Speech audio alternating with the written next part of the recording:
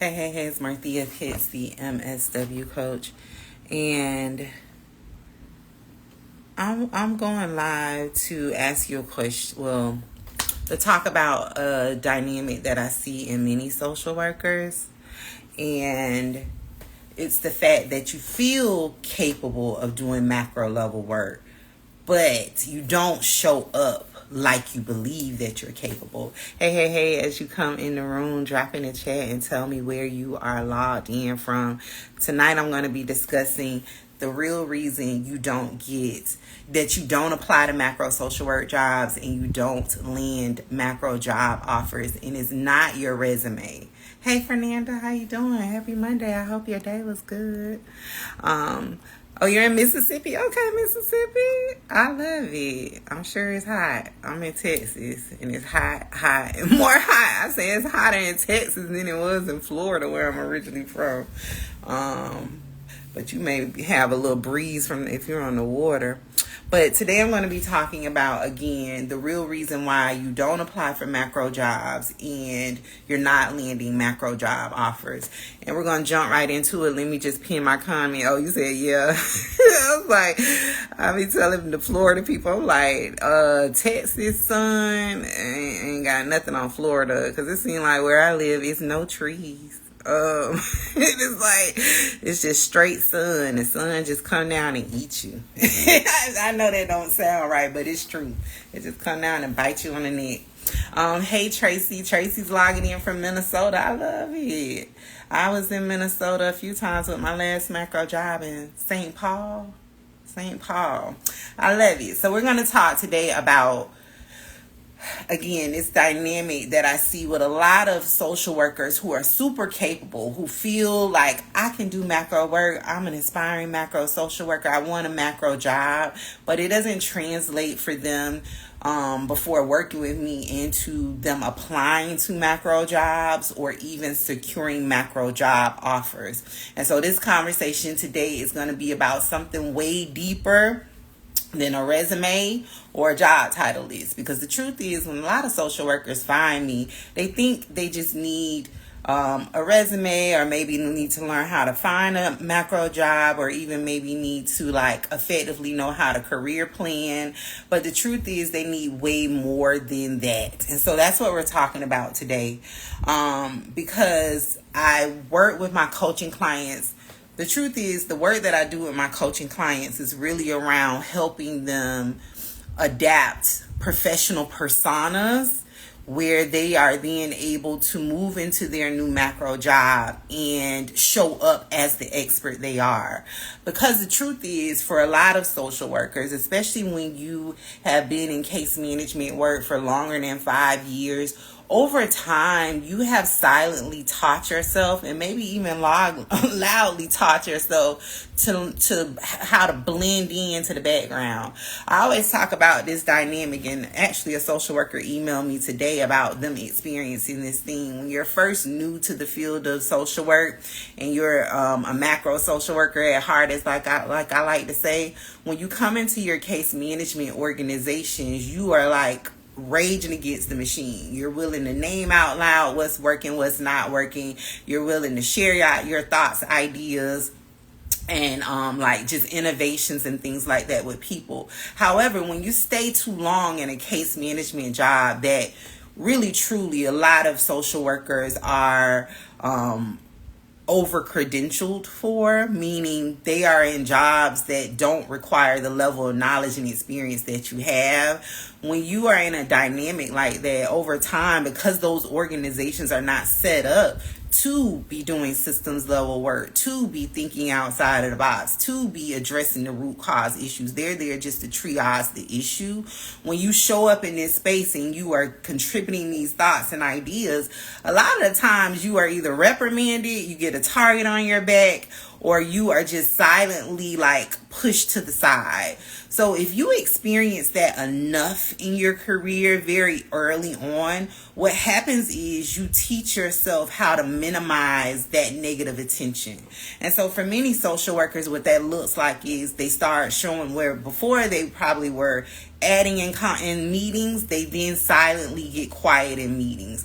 They just go along with the flow. They don't ask any questions about anything. They don't give pushback on anything. They just become what I call the upholder of the system. And so over time, what happens is when you are ready to then pivot into macro level work, you still carry that persona that you had to adopt to survive in that case management job into macro spaces. So what that looks like is, because many people don't ever progress to getting a job offer, and if they do, they don't last long in the role. So but what it will look like early on before you even get a macro job offer is you won't apply to a macro job. Literally, someone can walk up to you right now and hand it to you and say, you can start tomorrow. There's nothing you need to do.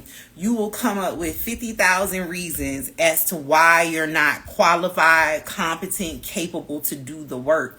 Even though when you first initially got in the field or entered your MSW degree program, you were super competent and you showed up as that, right? Another way it will how it will show up in interviews, right? I have the opportunity to talk with social workers every day from around the world. And I talk to some super, super highly talented aspiring macro social workers.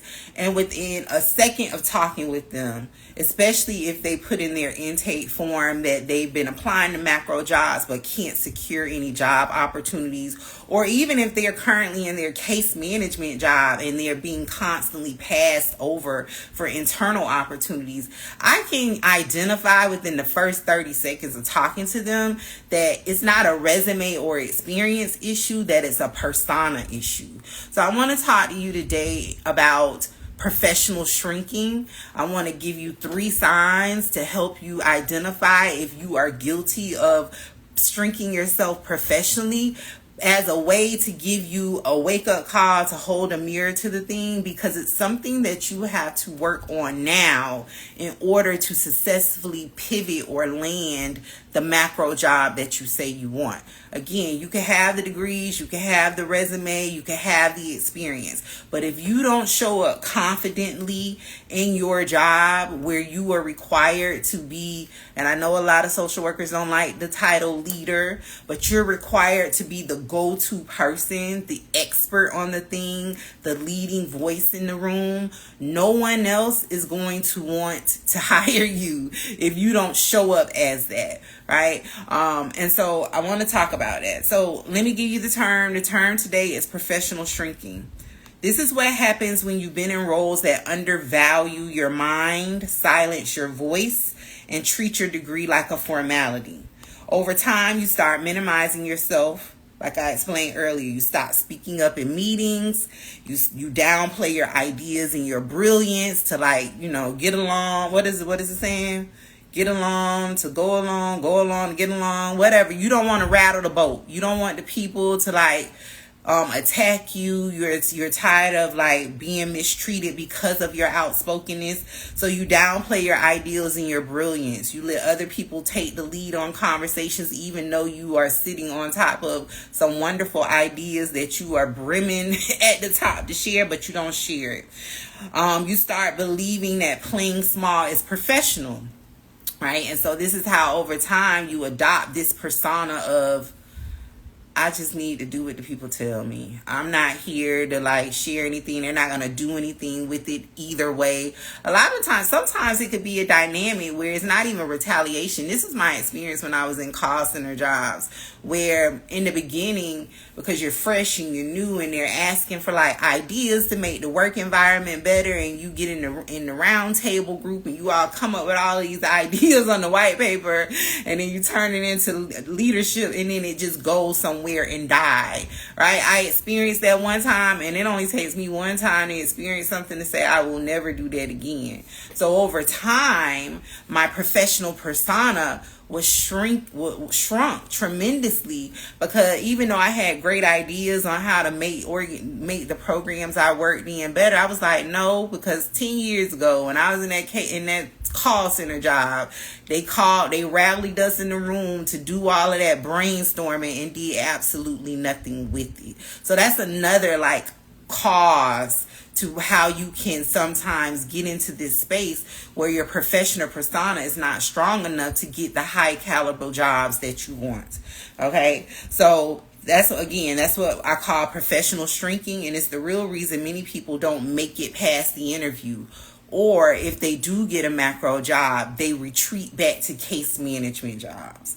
So 3 signs. So I want to give you 3 signs so you can identify, are you experiencing this? Is this really one? Is this maybe an underlying issue of what you're experiencing and your desire to pivot?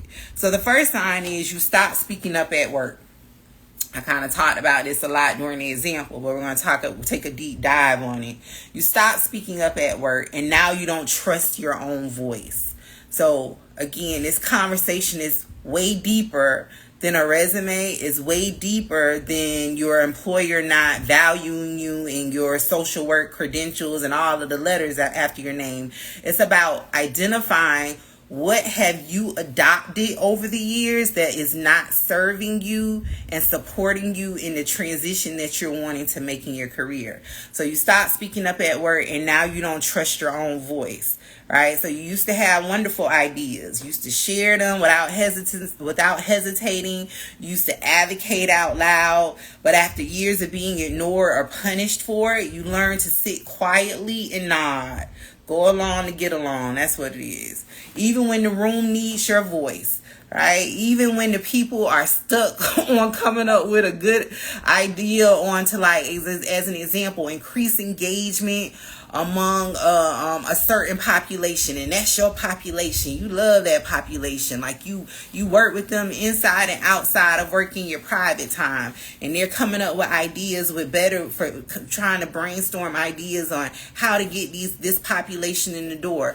But you just sit there and you don't share anything because you're like, they're not going to do it, or they're not going to see value in it, or I'm not a supervisor, so it's not going to be a big deal, right? So now when it's time to lead or present or contribute in macro spaces, and so the first presentation that you do is in writing in your resume. The second presentation you do for macro jobs is in your interviews. The third presentation is ongoing when you get the macro job. So because you spent so many years in your foundational part of your career, right, in your entry level case management jobs, where you haven't shared or presented or did anything that's putting you front and center and you're contributing your thought partnership, when you're now put into these roles, these jobs, or these opportunities to get these jobs, you don't know how to show up as that person.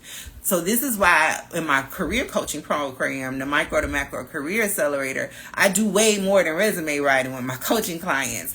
I'm teaching them the entire 3 months they're working with me inside of the accelerator, what is the persona they have to adopt and make their own in order to command the room, 1, to get the job, but 2, to excel in the job.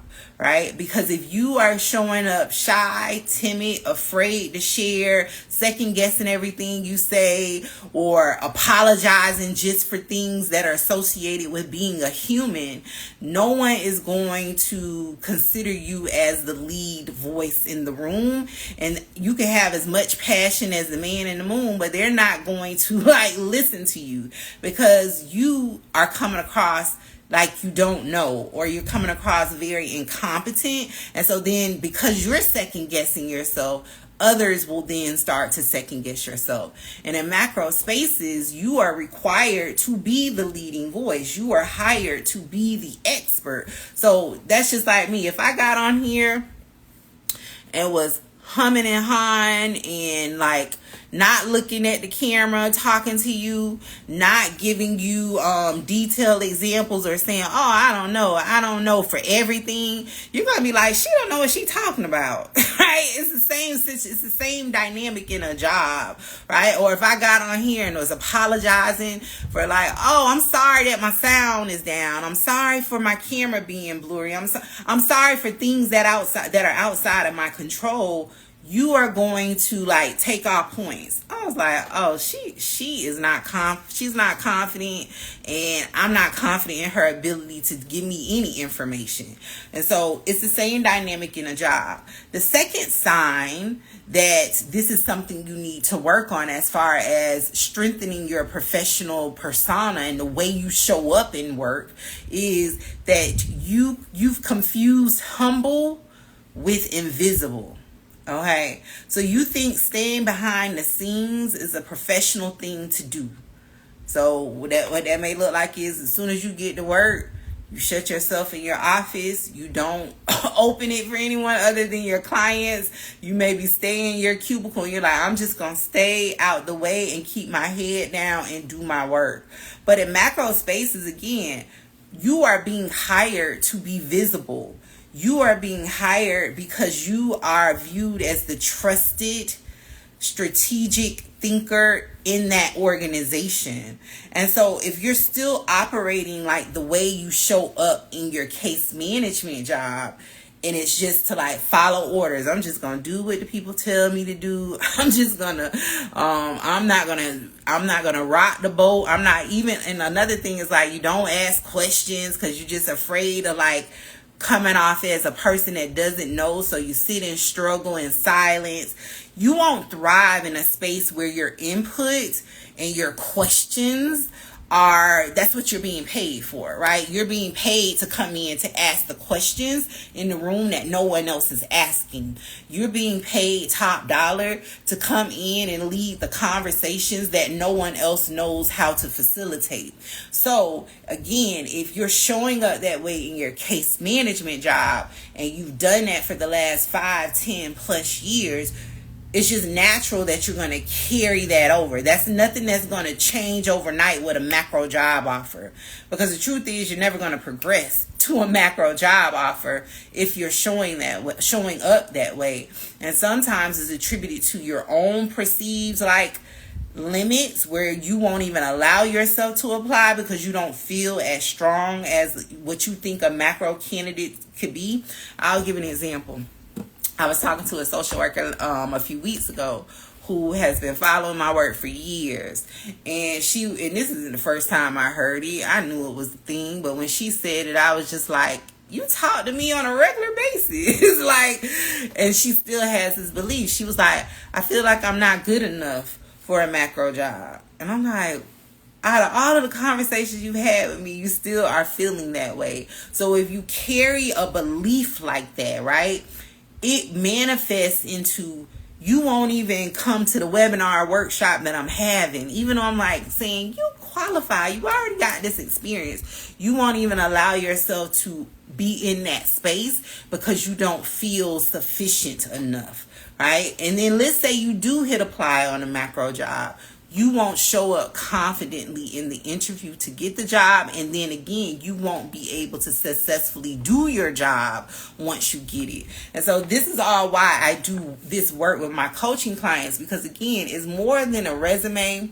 It's more than a job title list. It's more than a degree. You have to show up as the expert. I'm going to keep saying that. The people are paying you top dollar to be an expert on the thing. Even if that means that you are working in a macro job that's more behind the scenes in a support role, they still are hiring you because you are an expert. That's what I teach my coaching clients. How to get macro jobs by branding themselves as an expert around a population issue that they want their work to center on.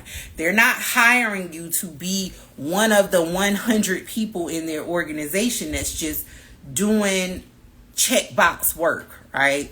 Just doing work to like meet the mass quota. They are hiring people who are willing to think outside of the box, who are innovators, who are system thinkers, who are thought partners, who are thought leaders. And so you have to adopt that persona. The third sign is that you believe you need another degree, okay? But what you really need is a new identity. And I didn't say this at the beginning. I know this may sound like, like, dang, Worthy, every time you come over here, you just, you going for our neck. But it's because I want you to be better, do better, and also achieve the goals that you have envisioned for yourself. The problem is that many social workers, because when they feel this sense of like professional shrinking, again, not feeling super competent, they don't have a super strong professional identity, because you have firsthand knowledge on like getting degrees, certifications, licensures, certificates, CEUs as a social worker. You think that the fix is, I'm going to just go get another degree, or I'm going to get a certification. But what happens is a degree or a certification does not teach you how to show up as the professional that you need to be to get these jobs and to command these spaces. It does not teach you that. It teaches you theory. It doesn't teach you application, especially being that many social workers, when it comes to certifications and additional credentials outside of their degree, they're getting those, computer training programs, right? And it's all online. That's not giving you opportunity to flex your muscle, to build the muscle in real time. This is why inside of my career coaching program, the Micro to Macro Career Accelerator, I've strategically curated a safe environment for my coaching clients to build this professional persona that they're going to need to command these spaces, right? So what that looks like is, I have coaching clients who are super new to the profession of social work, right? And I can say this because there's been a multitude of them. It's not one specific person. Where when they start working with me, they're the person who apologizes just for breathing air. And I'm like, stop that. Don't do that. You are undermining your professional competency. Every time you apologize for stuff that is just a natural part of being a human, you are coming across like you don't believe you have the right to be in the space. Don't do that. Right? And I coach them through that. But then I also give them strategic opportunities while they're in the accelerator to build that muscle. That's why we have group coaching calls. That's why I have one-on-one coaching for my people, because I want to give them multiple different environments, safe environments, to build this identity, to get strong. That's why on this Sunday coaching call that we just had, I gave them homework to identify five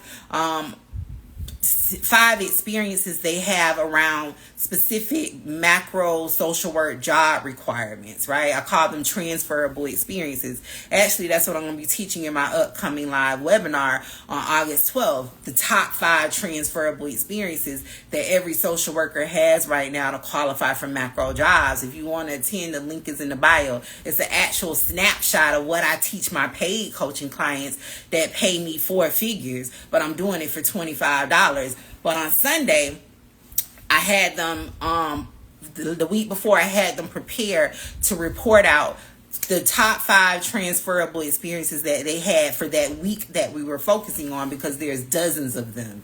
And a part of that presentation was me allowing them the space, the room, the floor to talk about the experience in a way to help the group understand what it entailed. Why do I do that? And this is what I told my people on Sunday, and I tell them this every Sunday. Nothing that I do is by happenstance. It's just a byproduct of being raised by a mother that taught me to be a planner. I always have a plan for everything. The plan may not go through, but I always have a backup plan, right? So nothing I do is happenstance. I'm very strategic in nature. Why did I have them present that out loud? Is because this is the first time in their probably 5 to 10 years of being a case manager that they are being asked to share their thoughts and opinions and their ideas and their viewpoints over and beyond just, did you see the client? Did you fill out the case notes? Did you do blah, blah, blah? Right? So it's giving them a safe environment to practice showing up as this expert. So they're talking to me about the high level stakeholders that they engage with. They're talking, and again, this is all things that I teach them how to identify. They're talking to me the budgets that they've worked with. One coaching client, she manages 2 programs, and what we identified from her experience is that that the budgets are around $600,000. She didn't even know that until I taught her to identify that outcome of the what we call quantifiable number of that work, because it shows her expertise. So when she was calculating on Sunday that these two programs budgets are around $600,000 annually, she lit up, because she's like, oh my gosh, I didn't realize the magnitude of what I've been doing. So she went from being, this is what I did, it's not really a big deal, to then I taught her how to reframe it and see, like, these are $600,000 budgets. These are programs that are connected to state level initiatives. These are your outcomes from this work. The way she showed up just in that presentation in the safe space went from, this not really a big deal, to this is a big deal. And then she went on and on and on about what else she did in that work, right? This is how I'm able to take coaching clients again who probably were they were getting macro job interviews prior to coming into my career accelerator, but they weren't getting job offers. The people weren't hiring them. They would get multiple interviews, but the breakdown was they would get in the interview and they would show up like this. When in order to get a macro job, you have to show up big. You have to show up like the expert you are. And so I strategically curate a space to take my coaching clients through that coaching development to develop these personas. So the third one is, you believe you need another degree, but what you really need is a new identity. And I'm going to add to that you need a safe space to practice. And I'm going to also add to that it doesn't start when you get the macro job. It has to start right now in your case management job. And everything that I teach my coaching clients is what I did in my own career as a case manager with 120 plus caseload, seeing job seekers every 2 weeks. I started to adopt the persona that I knew I needed to be in order to get the preceding macro jobs that I got. If you're new here, I had a policy job. I'm a workforce development expert. I'm not just a person on the internet to teach people how to get jobs. I do this in my career. All right. So I've had a statewide policy job doing workforce development work. My most recent macro job was in Washington, D.C., where I worked with the oldest think tank in the country, where I worked with mayors and the political leaders around teaching them how to get macro jobs. If I would have shown up in that space hesitant, uncertain about my level of ability to do the work, those people wouldn't want to hear anything that I had to say, right? They wouldn't buy into what I was selling, because the reason I was being paid the top dollars was to garner support, buy-in from these leaders. Juliana, show up like the expert you are will be my affirmation this week. I love it, Juliana. Juliana was in the accelerator as well. I'm a screenshot that code. Look at you. Thanks for that. So you believe you need another degree, but what you really need is a new identity. I'm just going to read my notes since I had this outline. Macro roles require you to show up as someone who owns their expertise. You don't need another certification. You need to start practicing what it feels like to be seen as the expert, to move like someone whose ideas matter, and to speak like someone who belongs in the room. Juliana, I'm going to call you out real quick. The people don't know who you are. But Juliana, she's a big deal in her job. And she knows we've had multiple heart-to-heart conversations about showing up like the big deal she is, right? And so what that looks like is her going into a meeting with senior level executive leadership and getting recognized after the meeting for her contributions, her ideas, her thought partnership, right? So it's a process, not a checklist. That wasn't something she woke up the next day and was like, I'm going to go in here and command the room. It was a process. She had little pieces of homework to build her up to that point, to prepare her for that big meeting. And she's a big deal. She was a big deal before working with me, but now she's showing up even bigger in the space, right? So the thing that I want you to reflect on from this conversation today is, and you can either tell me in the comments, you could tell it to yourself, you could tell it to your dog, your cat, your friend, your family member, I don't know. But I want you to reflect on this. This is a large part of like the type of work that I do in the accelerator with my coaching clients around self-reflection work.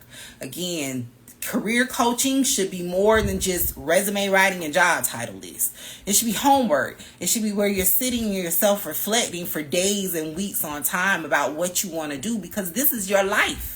Right? Your career should be supporting the life that you want. And it should not be a rash decision. It should be nothing that you're picking from a list. It should be something that you put a lot of thought, energy, and time into figuring out. Right? And it's not like it's not a fast moment, right? It takes a lot of intentionality. And again, that's why I build that into my program. That's why it's 3 months. So the question I want you to answer, and again, you can tell me in the comments or you can tell it to yourself, or you could reflect on it this week rather, is what's one way you know you've been shrinking professionally? And I'll give you some examples because I love a good example, okay? Is it that you're staying quiet in meetings? Is it that you're letting others lead when you have the answer? I used to be guilty of that. Have you ever been in a meeting and you're thinking the thing, but you're like, I'm not going to say nothing? Especially for my introverts. A lot of y'all self-identify as introverts too. So I'm not going to say nothing. And then somebody else says your thing. You're like, I was thinking that I should have said that. Right? Like, maybe that's what you do. Maybe you're letting others lead when you have the answer. And I'm going to tell this little brief story.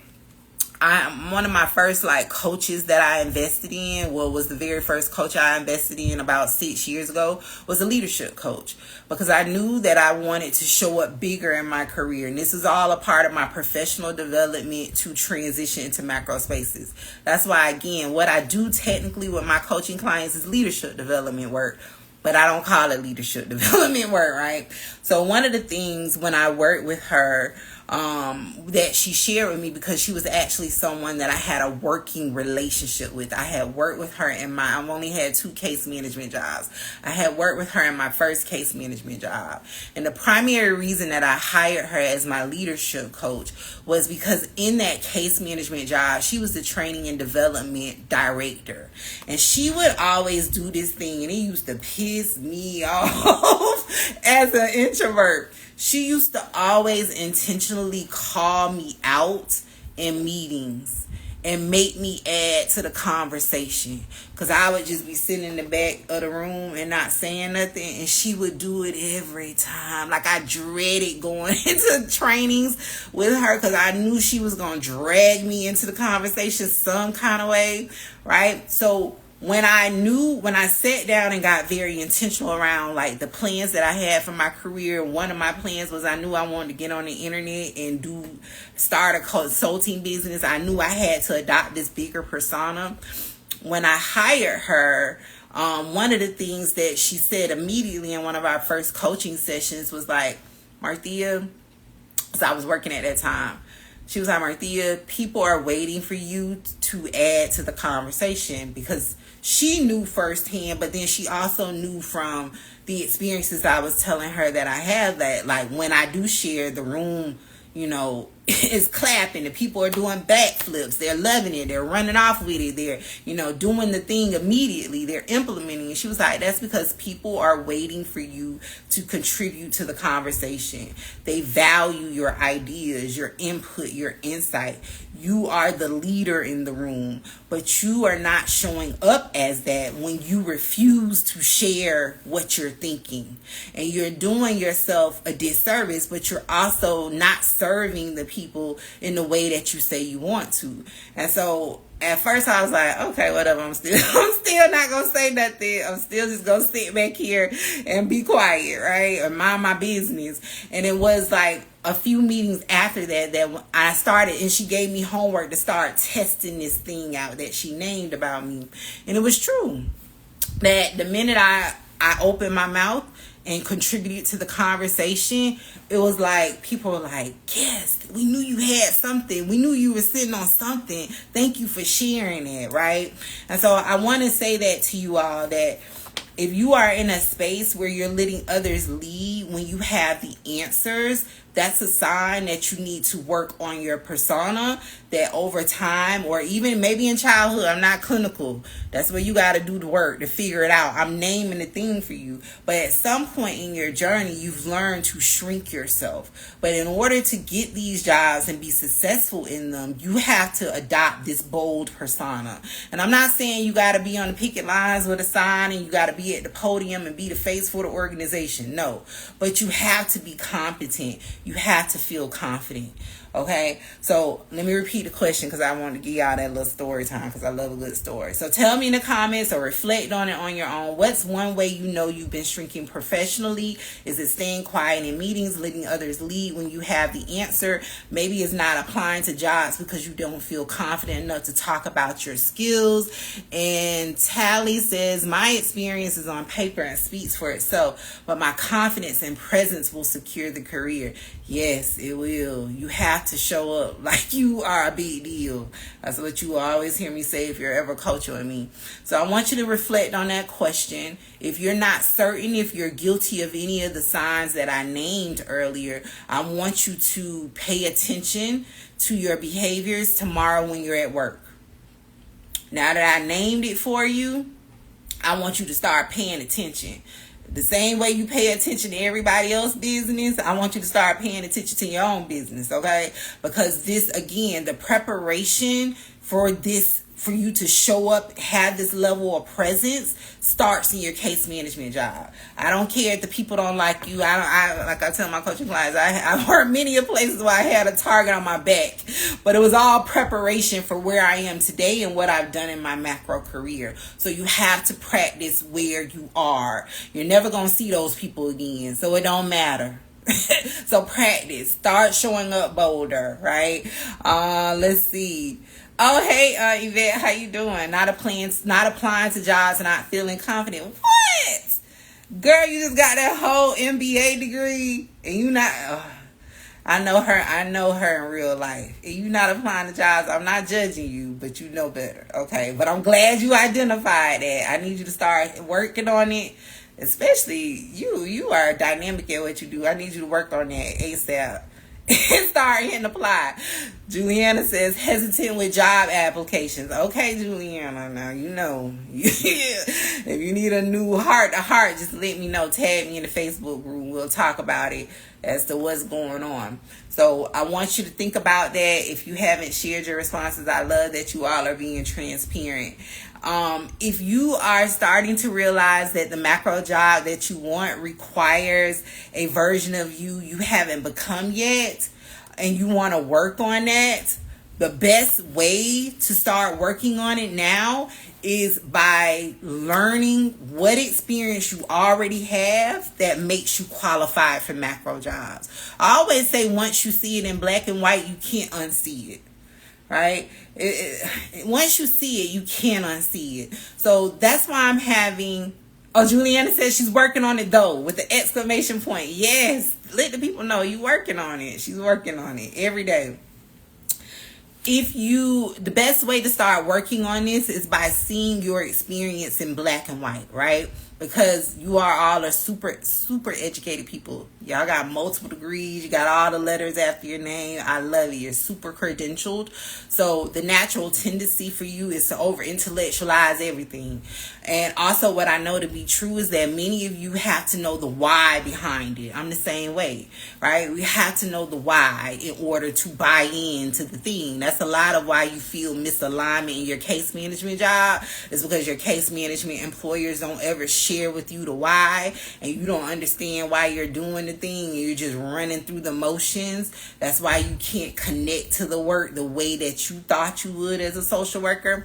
So that's why I'm having a webinar on August 12th called How You're Already Qualified for Macro Social Work Jobs. It's a webinar where I'm going to be breaking down the top 5 experiences that every social worker has right now, regardless of where you work, regardless of being clinical or non-clinical, regardless of what setting you work in, regardless of where you live. I'm going to be teaching you what 5 experiences you have right now that make you qualified for macro jobs. And once you see that in black and white, and I teach you how you got that experience. I teach you and I show you actual job posts where macro employers right now, real job posts where they're requiring those same experiences. Once you see that in black and white, that will be the fire, the fuel that you need to start adopting the persona. Because also a part of it is that for some people, not all, you don't understand the magnitude of the work that you've been doing. Right? So you don't think it's a big deal. I've been talking about it all night.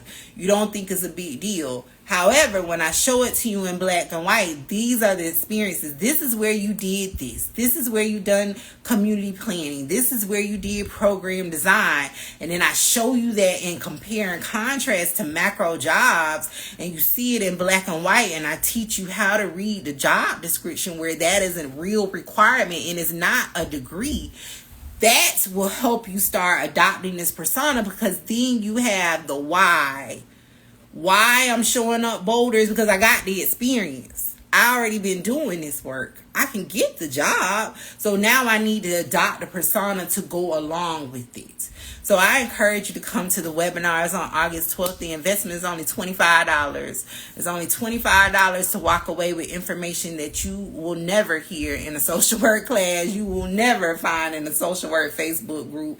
And it's a snippet of what I teach in my full group career coaching program that's helped well over 180 social workers transition into macro social work jobs, adopt these stronger personas where they're landing macro interviews literally every day, where they are doubling and tripling their social work salaries. Over the last 2 weeks, I've been recording podcast interviews with alum around their experiences in the micro to macro career accelerator.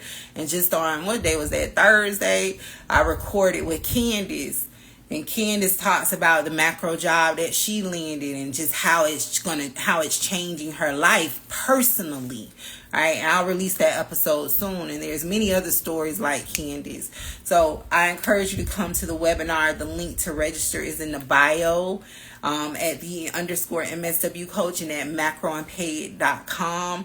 And tell a friend and tell a friend. Also, registration for the next cohort 21. It has been 21 cohorts of the micro to macro career accelerator. I've been doing this for almost 6 years, working with social workers, teaching them how to get macro social work jobs. I'm gearing up for registration into cohort 21 that will open up on August 17th.